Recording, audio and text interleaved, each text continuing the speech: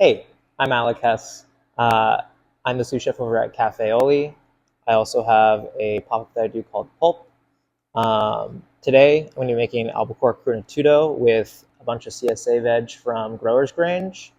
Uh, all these things you can find in the Growers Grange CSA. Uh, these little guys are Vesuvius tomatoes. They're a storage tomato, thick-skinned, very acidic, and beautiful. Um, they basically like string these and hang them in a dry, cool place, and they store until December. Really cool. Um, I'm also going to be charring off some Jimmy Nardellos, which are a sweet pepper. They might look spicy, but they're perfectly tame. I have Nepetella here, which is kind of reminds me of like in Vietnamese cooking they use this thing called fish mint, but it's not that at all. It's kind of minty, kind of oregano-y, almost kind of savory like shiso. I'm just going to be throwing this in as garnish, but this is like very cool ingredient. A lot of you might know what marigolds are. These are gem marigolds. They have a bit of a orange, kind of like deep burnt orange striation on them. A lot of things that people don't know about this though is the greens are also they're really good. They're edible. They're kind of like minty. They kind of give like a mouth numbing quality like Szechuan. Um, really good. It's more than just like a garnish. I like to use this as like not only like a flavor component, but just like something that's beautiful, but also just so like gives such depth of flavor. Next up, I'm gonna char off these Jimmy Nardellos. First things first, I'm gonna take off these little tops. I just kind of give them a little like wiggle, and they remove just like that. I'm not gonna seed them. The seeds are fine. Like again, this pepper isn't spicy at all, so you should be able to just like eat the seeds. If you don't like the texture in your mouth of like seeds, you can obviously de-seed them just like you would any other pepper. But I don't mind them. You can throw these in the pan dry or with a little bit of oil. I just toss some olive oil in there. Grapeseed oil is also another good option if you want a neutral oil that won't burn quickly. But I'm just throwing these in here just with a little bit of olive oil. Again, if you don't want to use oil, you don't have to. Dry in a cast iron pan or a steel pan is fine. Next up, I got these Vesuvius tomatoes. While these Jimmy Nardellos are going, I'm just gonna top them and cut them into nice edible sizes. We'll throw it all in a bowl together with our tuna, and let the flavors marry a little bit. Again, these tomatoes are really cool. You don't really hear a lot about like fresh tomatoes in December. These are just a really cool option if you have space to store tomatoes. Just hang them up in your kitchen and you can use them year round. Just pick them when you want tomatoes. Personally, I like having fresh tomatoes. I love canned tomatoes, but nothing beats a fresh tomato. I'm trying to get like a nice char on these, just because it lends to the texture. It doesn't really like. I mean, it imparts a little bit of flavor. I like it more so for like the texture than the flavor that it adds. If you wanted to, you could also do these raw in here. They're nice and sweet. They have like a small amount like of acidity to them,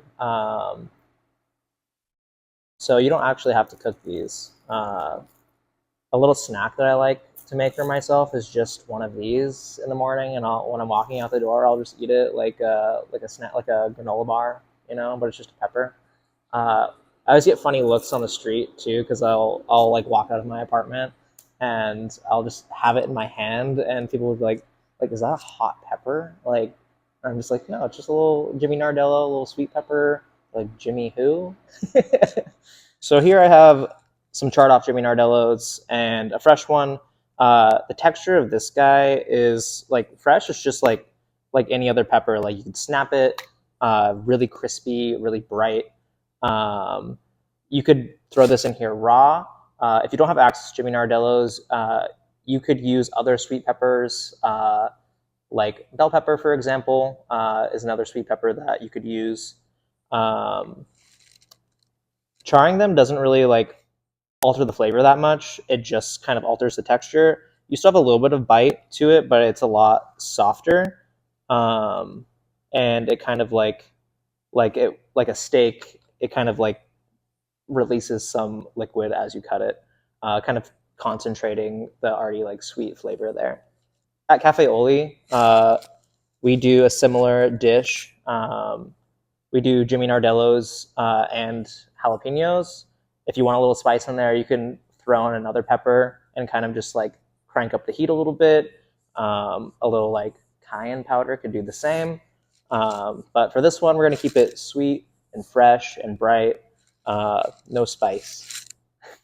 I'm just going to cut these on like a bias, keeping them whole, again, leaving the seeds in. If you don't like the texture of seeds, you don't have to leave them in. I don't mind them. I like them. It's like a little kind of like little crispy bite, you know. In the bowl, we have some crudo. I already cut it, but this tuna is from Treyfin. Treyfin's, I believe they're in Owaka, Washington. They're a really cool line caught tuna company. They catch some other stuff like black cod, sablefish. They're all line caught, which is a really cool, more sustainable method of fishing. They spike them, which, if you don't know what that is, that's where they immediately drain the blood out with this spike, and then they throw them in a ice brine.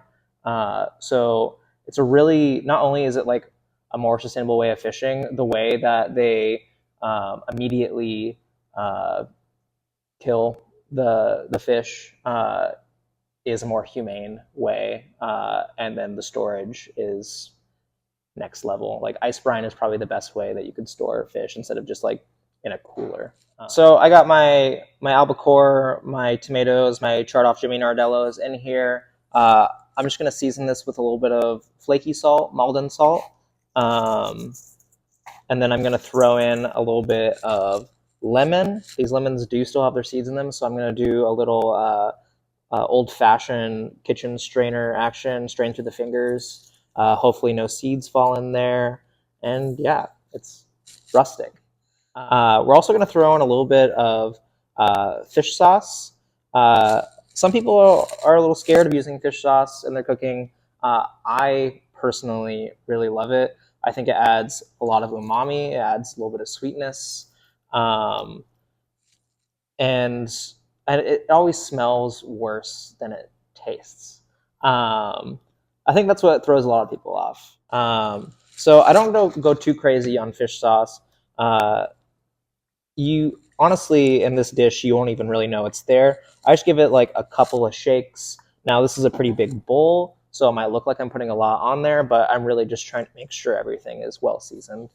And this dish has basically zero fat on it, so I'm adding in quite a bit of olive oil just so that there's that extra mouthfeel from the fat.